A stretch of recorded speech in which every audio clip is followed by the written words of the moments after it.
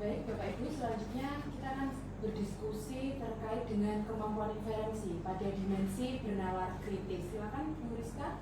Ya, nanti akan ada 4 pertanyaan terkait bagaimana kemampuan inferensi pada dimensi bernalar kritis.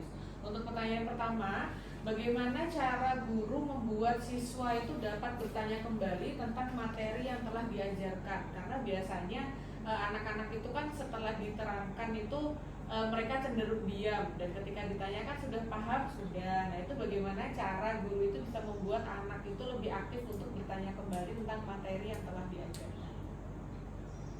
Dari Bu Iin. Dengan cara ya membuat siswa untuk berani bertanya kembali dengan menciptakan kelas yang aman dan ramah pertanyaan, sehingga siswa tidak takut untuk menyampaikan pertanyaannya. Misalkan membuat pojok tanya untuk siswa itu menempel kertas yang berisi pertanyaan, memberikan penguatan positif setiap kali siswa untuk bertanya. Setuju Bu Iin? Setuju? Ya, itu. Lalu bagaimana cara mengajar atau bagaimana pembelajaran yang menurut Bapak Ibu itu paling tepat agar siswa mampu membuat kesimpulan yang tepat juga? Dari Pak Nindra. Bisa jawab. Cara pembelajarannya kita bisa menggunakan pendekatan konseptual dan teori, yaitu melakukan aktivitas nyata, diskusi kelompok, dan refleksi.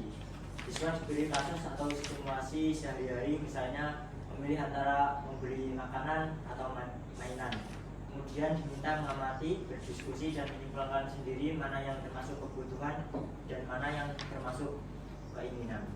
Menambahkan dari Pak Rindra, benar sekali Pak Rindra, kita bisa menggunakan pendekatan konseptual dan inquiry. Nah, tidak lupa juga dengan pembelajaran yang aman dan ramah pertanyaan itu kita memberikan skor. Jadi nanti ketika di bagian antara kelompok itu nanti siswa akan memiliki rasa untuk bersaing dalam hal sehat untuk lebih aktif dalam pembelajaran tersebut. Terima kasih. Saya melanjutkan pertanyaan selanjutnya terkait kendala dari metode-metode yang tadi sudah disebutkan dan kira-kira bagaimana cara mengatasi kendala tersebut. Ya, waktu pembelajarannya terbatas. Terus siswa itu pasif biasanya karena kurang berpikir kritis. Terus tentang perbedaan kemampuan siswa, jadi setiap siswa itu kan kemampuannya tidak sama. Ada yang aktif, ada yang pasif, ada yang mungkin kita harus benar-benar ekstra mendidiknya. Terus yang terakhir yaitu kurangnya media pembelajaran, biasanya seperti itu. Mungkin ada yang ingin menambahkan terkait cara mengatasinya, solusinya. Mungkin Bu Iin ada solusinya, Bu Iin. Kita memberikan solusi. Ada siswa yang pasif itu dapat memberikan panduan bagaimana siswa itu dapat memunculkan siswa agar dapat berpikir kritis dengan pertanyaan yang memberikan pertanyaan yang terarah. Kemudian untuk waktu yang terbatas ini dapat diatasi dengan menggunakan waktu seefektif mungkin.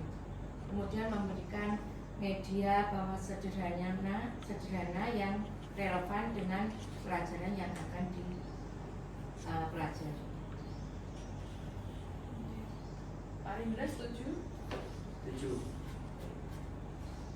Sepertinya sudah ya Bu Rizka untuk indikator yang ketiga yaitu kemampuan referensi dengan 4 pertanyaan. Jadi bagaimana cara kita sebagai guru supaya siswa dapat mengaplikasikan langsung dari materi dan juga bisa aktif di dalam kelas.